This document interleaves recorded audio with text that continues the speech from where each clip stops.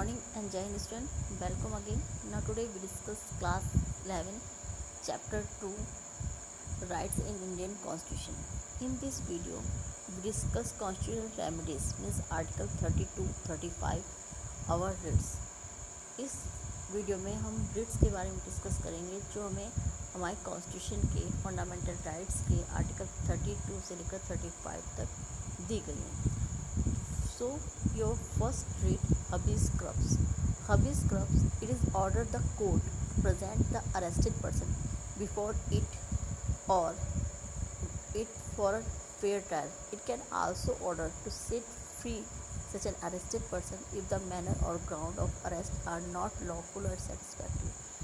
habeas corpus हमें court किसी भी पर्सन को ये राइट देता है कि अगर उसे किसी भी पुलिस ऑफिसर या किसी भी ऑफिसर के द्वारा अरेस्ट किया जा रहा है तो उस ऑफिसर को कोर्ट ये ऑर्डर देता है कि उसको फेयर ट्रायल के लिए कोर्ट में विदिन 24 आवर्स पेश किया जाए.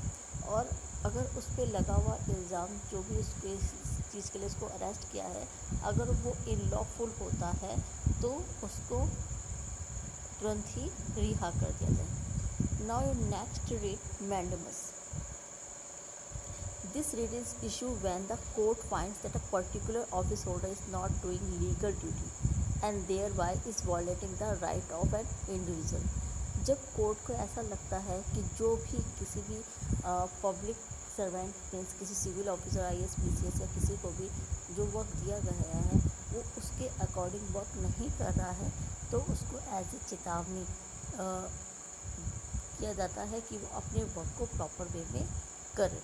मीन्स कोई भी अगर DM या कुछ किसी सिंगल पर्सन के राइट को वायलेट करता है या किसी भी एरिया में कोई ऐसा एक्शन लेता है जो किसी को हार्म करे तो ऐसे में ये रिट उसके काम आती है.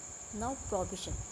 This writ is issued by high court और supreme court when a lower court has considered a case beyond its जुडिक्शन.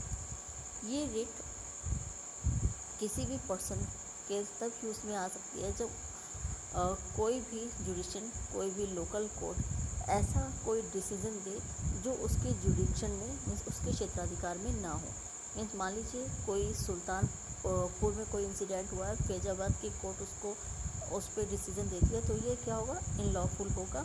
तो ऐसे में हाई कोर्ट और सुप्रीम कोर्ट जो है वो उस कोर्ट को ऑर्डर देगा कि वो केवल और केवल अपने जुडिक्शन में ही कोई जजमेंट दे. नाउ ये नेक्स्ट है certiorari. In this writ court order a lower court और another authority to transfer a matter pending before it to a higher authority of court. Is same as provision but इसमें difference ये है कि इसमें जो lower court है और उसको हाई कोर्ट या सुप्रीम कोर्ट ऑर्डर देता है कि अगर उसके पास बहुत सारे केसेस पेंडिंग हैं तो ऐसे में वो कुछ केस ट्रांसफ़र कर दे हाई कोर्ट सुप्रीम जिस पे वो ये एक तरह से उसके बर्डन को कम करने के लिए है और एक तरह से फॉर एडवाइस. नाउ ये नेक्स्ट है quo warranto. If the court finds that a person is holding office but is not entitled to hold that office it issue order of quo warranto to restrict that person from acting as an office holder of that office or position. Quo warranto ऐसी किसी भी same like second कि अगर कोई ऐसा person है जो अपना जो भी उसको वर्क दिया गया है वो उसने प्रॉपर वे में मतलब उसके जुडिक्शन के अगेंस्ट दिया है. मान लीजिए कोई भी पर्सन एक IAS या PCS ऑफिसर बन जाता है और वो उसकी क्वालिफिकेशन उसके अकॉर्डिंग नहीं है तो जो कोर्ट है वो उसे ऑर्डर करेगा और उसे डिस्क्वालीफाई कर देगा और उसकी पोजीशन से उसको हटा सकता है. It issue order the quo warranto to restrict that person from acting as an office holder of that office और position. Now thank you student. In next video we discuss other important question. Thank you. जय.